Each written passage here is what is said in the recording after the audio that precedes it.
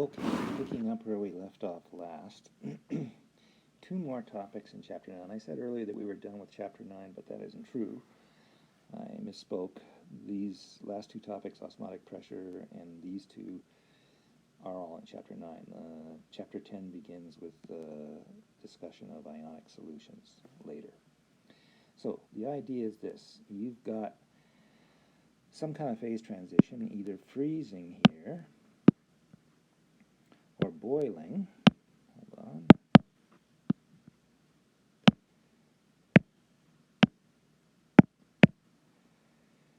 In the presence of some kind of impurity in the liquid phase, in the water. So in the liquid phase freezing to ice, or in the liquid phase boiling to water, in both cases what happens is the ice ends up relatively pure, because in the course of freezing the impurity tends to be excluded. Likewise, in the case of boiling, the steam ends up being pure, usually because the impurity isn't a very volatile impurity. It's not some other liquid, it's some dissolved solid, which doesn't have much of a vapor pressure. And what that means is that as the phase transition continues, the concentration out in the remaining liquid of impurity gets higher and higher and higher, and that's unfavorable. And therefore, it gets harder to freeze. You got to go to lower temperature to freeze in the presence of an impurity, and likewise, you got to go to higher temperatures to boil in the presence of an impurity. Of course, the most common case where you see this effect is when communities salt the roads. What they're doing is raising the impurity level in the water phase in order to melt the ice or snow that's on the roads. All right, so how do we treat this? Well, as with all the cases we've talked about so far, the idea is that you have to have equal chemical potentials between the liquid phase and either the solid or the vapor phase, right? The liquid is the phase that's common in all cases, and the solid or vapor phase is the new phase, the relatively pure phase that's being created. If I have a liquid with an impurity, then the chemical potential on the liquid side has the impurity term in it, has the mixture term in it. It's the mole fraction of the liquid itself that matters, just like with the osmotic pressure case. And so that mole fraction is less than 1, but close to 1, unless the impurity has an awfully high concentration. In the case of the solid or vapor side, it's the pure solid or vapor, or that's what we're assuming as an approximation. In fact, there is a little bit of impurity in the solid, and there's a little bit of impurity in the vapor too, but we ignore that for the moment. And so these two chemical potentials have to be equal to each other at whatever the new phase transition temperature happens to be. So Tt here equals T freezing or T melting for freezing for freezing point depression, and Tt is the boiling point for boiling point elevation. So I use Tt for both. If I just rearrange this equation above, then I get that the effects of the impurity on the liquid are equal at equilibrium to the difference in impurity versus liquid pure chemical potentials. And that difference, of course, by the usual logic, is equal to the delta G for the transition at the new transition temperature. If we were at the transition temperature for a pure transition, then this would be 0.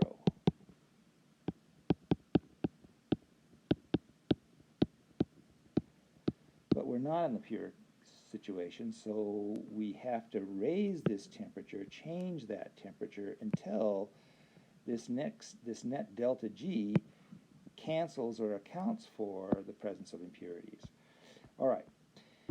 So what we want to do is change temperature on this delta G term over here. We know how to calculate changes in delta G with changes in temperature. We use the Gibbs-Helmholtz equation, like we have earlier. I won't go through all of this algebra. There's a fair amount of it here. You can go through it on your own, and it's not particularly illuminating. Here's the result down here. Basically, the important thing is that we get an expression like this, which you recognize from the Van 't Hoff equation.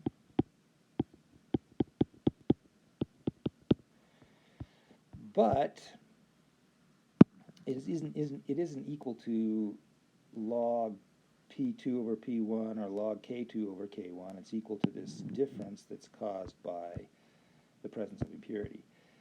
And these boil down to these following expressions. As with osmotic pressure, these are the actual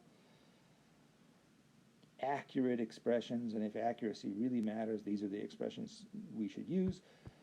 But also, as with the osmotic pressure case, it is convenient to make some approximations down here in order to get a nicer, simpler form. We do that by noting that the new correct transition temperature, whether it's for melting or boiling, is the old transition temperature for pure substances for melting or boiling, plus a delta T value, a difference in transition temperature. But that's assumed to be small now. The freezing point depression and boiling point elevation delta T's aren't very big. Doing a little bit of algebra there, then on this quantity gives something that depends approximately only on the delta T, and then doing still some more algebra that doesn't, illuminate things very well. We get the final freezing point depression expressions and boiling point elevation expressions, which turn out to be a bunch of things that can be treated as a constant times the mole fraction, the molal concentration for the impurity. All of this stuff can be called a big constant. It's called the freezing point depression constant in this case. It's called the boiling point elevation constant in this case. And there's a minus sign missing here. Let me fill that in.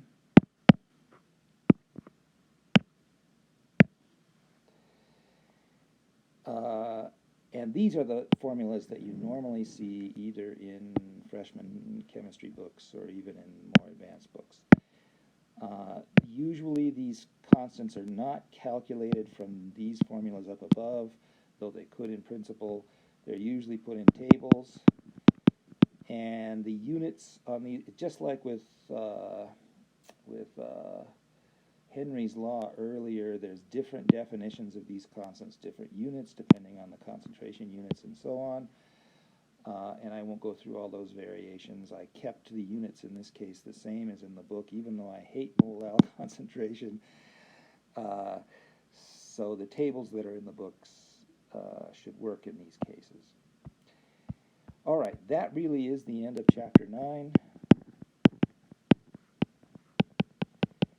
And I will stop here and we'll go on to Chapter 10. And ionic solutions, a very important chapter as background for Chapter 11, the chapter on electrochemistry, in the next lecture.